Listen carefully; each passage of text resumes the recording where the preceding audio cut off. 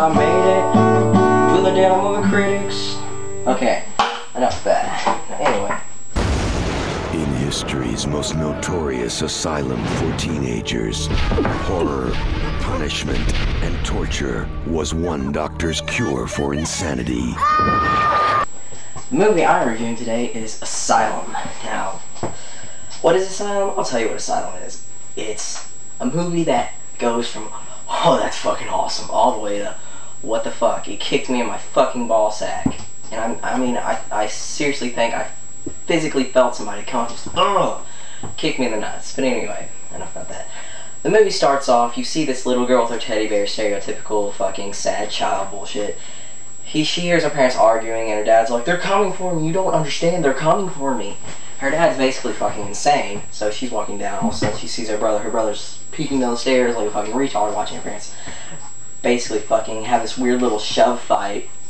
So yeah, he's like, you're gonna come and get me, you don't understand, I love you and the kids. He runs up, he fucking pulls a gun out of the kitchen, apparently they keep a gun in the kitchen.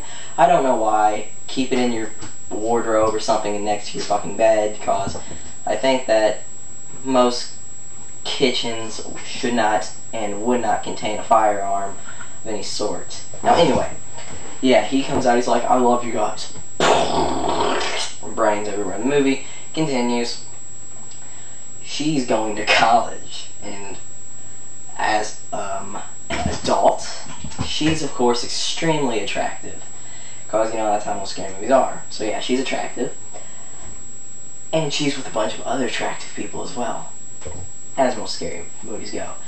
So she's basically sitting here, she's getting acquainted with everybody, and the first person she meets and actually enjoys talking to, his name is String, and he's like, so everyone's like, what's your name? He's like, I'm String. They're like, why do you call you String? He's like, oh, he pulls out this massive fucking shoestring, and he puts it around his fingers, and he makes like some southern tower or something, I don't know. And yeah, people call him gay and a virgin, because, you know, that's really how it is in real life. I would know something about that. Anyway, then you meet this one other guy, he's a freaking frat boy dickhead, and then you meet this girl who's a fucking bitch, whore, frat girl. Then you meet this weird Mexican girl who's the nice, hot girl.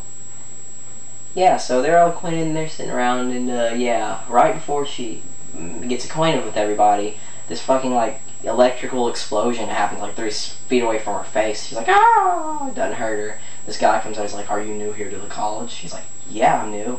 He's like, okay, well, watch out.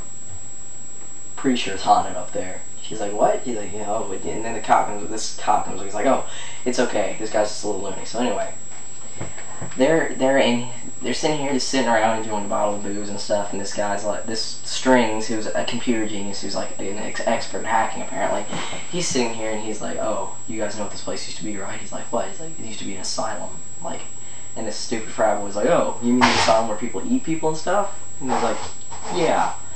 So this guy's a fucking expert hacker. He sits there, he hacks to the files and stuff, and he's like showing people all this like crazy doctor who used to work there, and he's all, you know, his idea of helping the mentally ill would be to physically harm them in ways, like make them go blind and all this crazy shit. So he's like, oh, we need a key card to get in there, and I want to go in there. And the computer hacker guy's like, no, I got this. Types in. They go in. They're sitting there with their flashlights looking around. It's basically an empty hospital. It looks abandoned. They leave. So, yeah. Later that night, let's just say, Strings gets a visit from this crazy demon spirit of the fucking mad professor. His little shoestring somehow hyperextends 35 fucking feet, wraps around him, and pulls him and squeezes him to death. I'm like, okay. He's my favorite character, but I guess this is a pretty good movie so far. So I'm continuing to watch it, and Phoenix! Stop it, my kitten. Anyway. Okay, where were we? Oh yeah. So that happens. The girl, the one main character chick, forgot her name. You see her naked later in the movie, though, just so you know. She walks up, she opens the door to Strings' room. She's like, oh my god! Because he's strung up by a fucking shoestring, he's hanging from the ceiling, and he's dead with blood all over their place and whatnot.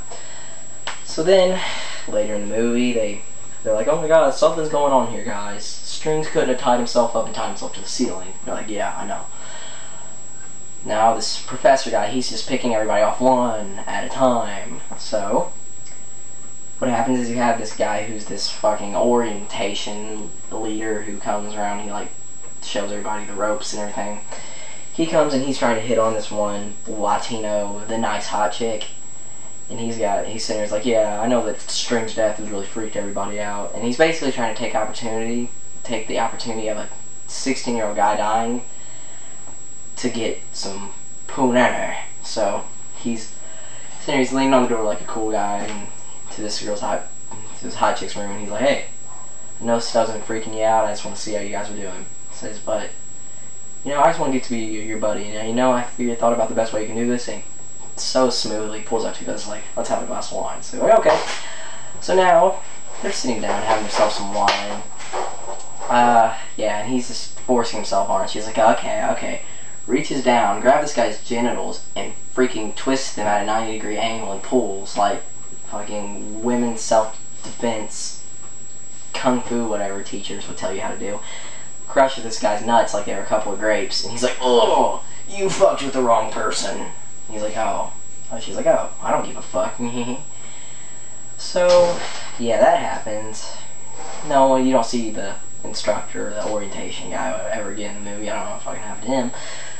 Later in the movie, you have frat boy and hot nice girl have themselves just a one-on-one conversation. So what happens with frat girl, she's like, oh, my boyfriend used to beat me. They're just confessing all these like horrible things that happened in their life. In fact, frat guy, he's sitting there, he's like, my parents used to make me eat a lot of food, like a lot of food, and I used to be fat. And frat guy, in case you didn't know, he's got just a fucking chisel body, he's hardcore. So he's like, yeah, and that's why I work out every day, is because I don't want to be like my family. And he's like, I fucking hate my mom, because my mom used to make me eat all the time. Yeah, well, Professor Guy visits Latino chick first. Comes up to her, he's like, let me ease your pain. And just in case you don't know, these little flashbacks happen.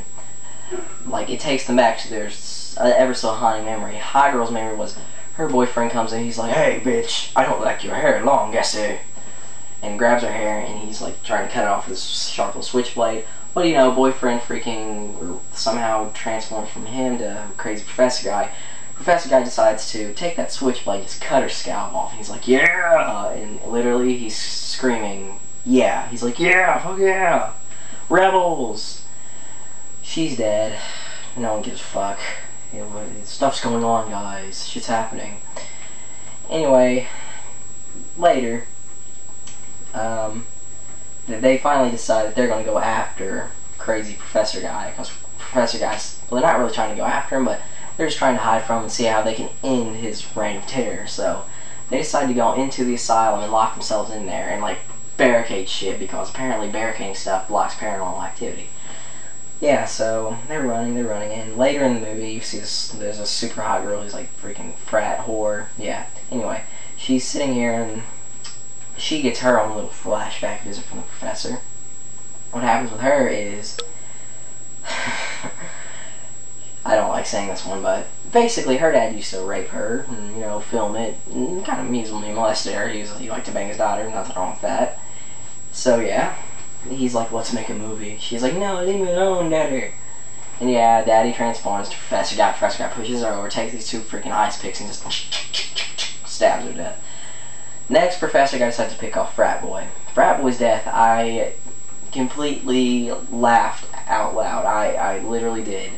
What happens is he's suddenly in a chair because he's working out. He's trying to, you know, maintain his awesome body. And then all of a sudden he freaking goes to a fucking dinner table, and his mom, who once again tried to force him to eat because she hated the fact that he was different from them. He's like, you're going to eat this food now, and lays this plate of like freaking turkey or something and like tons of food. He's like, no mom, I don't want to eat the food. And she's like, eat the food. I want to hear some munching and crunching right now, mister. And he's like, fuck you, mom. And she's like, fuck you. I will not love a skinny boy in this household. Now eat. And yeah, Professor Guy turns, and now mom transforms into a crazy, mad Professor Guy. And he's like, oh, you don't like this, do you? Let me ease your pain. Cuts his tongue off, and then just fucking cuts that off like a badass. And yeah, that's the end of Frat Guy. Now, here comes fucking main character chick, whatever. She's about as interesting as a fucking pail of dirt. She's running away. She makes it out of the asylum because Professor Guy's chasing her. She's in the woods now in like daytime. She's like, oh, I'm running away.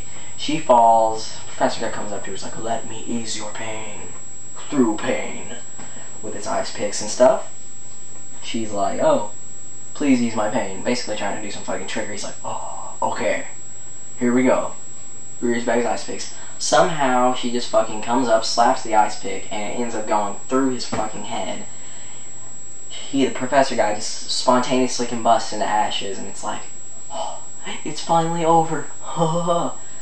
End of the movie. Now, if you think this review was a little bit black and white, it's because the movie's black and white. It fucking has so much trickery to it. You're just watching it and your anticipation builds steadily.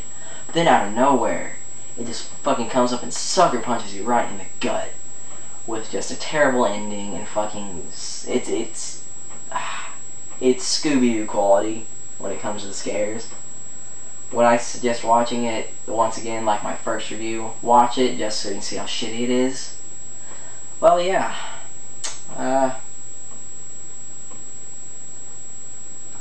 I can't. Fuck it. This review's over. I don't give a fuck.